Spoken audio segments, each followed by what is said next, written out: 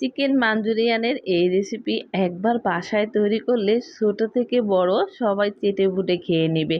তো আসুন দেখে নেই কীভাবে খুব সহজেই বাসায় তৈরি করে নেওয়া যাবে এই চিকেন মাঞ্চুরিয়ান। তাহলে আর রেস্টুরেন্টে যেয়ে এত দাম দিয়ে কিনে খেতে হবে না। তো প্রথমে চিকেনগুলোকে এভাবে ছোট করে পিস করে আদা রসুন লবণ গোলমরিচ আর লেবুর রস দিয়ে আধা ঘন্টার মতন ম্যারিনেট করে রেখেছি। এরপর একটি ডিম 1/3 কাপ ময়দা 1/3 কাপ কর্নফ্লাওয়ার এগুলোকে দিয়ে সুন্দর করে মাখিয়ে নিতে হবে। একেবারে প্রত্যেকটা জায়গাতে যেন এই মশলাগুলো মেখে যায় আর এভাবে আঠালো হয়ে যাবে যেন হাত থেকে পড়তে না চায়। ব্যাস এবার প্যান গরম করে আলাদা আলাদা একটু গ্যাপ রেখে ঠিক আমি ভিডিওতে যেভাবে রেখেছি এভাবে এগুলোকে মিডিয়াম আঁচে একটু ভাজি করে নিতে হবে। এই তো হালকা এপিট ওপিট করে ভাজি করে নিতে হবে। ভিডিওতে কালারটা গাঢ় দেখালেও এটা কিন্তু এতটা ভাজি করা যাবে না, হালকা ব্রাউন কালারের মতো। যাই হোক কালারটা কিন্তু আমার পারফেক্ট চলে আসছে। আর অবশ্যই খেয়াল রাখবেন এটা কিন্তু একদম চুলা কমিয়ে ভাজি করা যাবে না, তাহলে উপরে যে ময়দার আবরণটা আছে এটা কিন্তু খুলে যাবে। মিডিয়াম আঁচে তারপরে এভাবে কালার করে স্ট্যানারের সাহায্যে তেলটাকে সেকে আমি উঠিয়ে রাখলাম।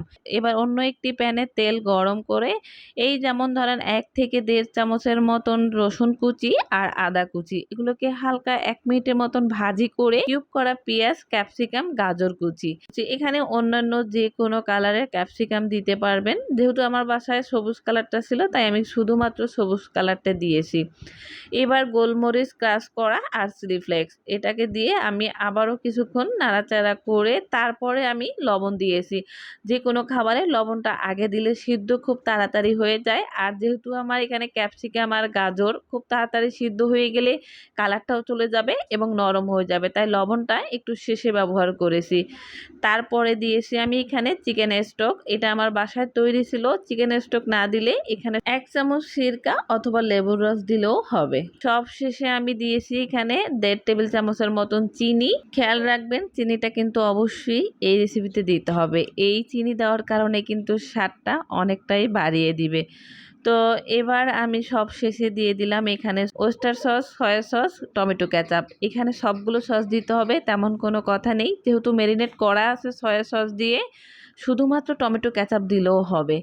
এরপর এভাবে হালকা ফুটে উঠলে সেই ভেজে রাখা চিকেনগুলোকে দিয়ে আমি আবারও কয়েক মিনিটের মতন কষিয়ে নিব। সামান্য 1 কাপ পরিমাণ পানি ব্যবহার করেছি সমস্ত মশলাগুলো যেন চিকেনের ভিতরে যায়।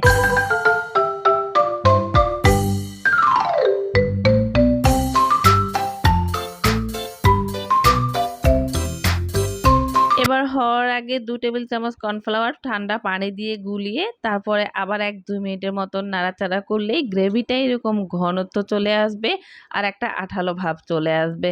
ব্যাস তৈরি হয়ে গেল আমার চিকেন মাঞ্চুরিয়ান। আর কাঁচামরিচটা আমি সবার শেষে দিয়েছি জাস্ট একটা ফ্লেভার আর দেখার সৌন্দর্যের জন্য। যেহেতু বাচ্চারা খাবে আগে কষিয়ে নিলে পুরো ঝালটাই কিন্তু চিকেনের ভিতরে যেত। এবার নামানোর আগে গার্নিশিং এর জন্য আমি কিছু সাদা তিল ব্যবহার করেছি, এটা আসলে দেখার সৌন্দর্যকে দ্বিগুণ বাড়িয়ে দেয়। তৈরি করে নিলাম খুব সহজেই রেস্টুরেন্ট স্টাইলে চিকেন মাঞ্চুরিয়ান। আর আমার রেসিপিটি যদি ভালো লাগে অবশ্যই বাসায় তৈরি করে খেয়ে অবশ্যই কমেন্ট বক্সে জানাবেন। সবাইকে আসসালামু আলাইকুম।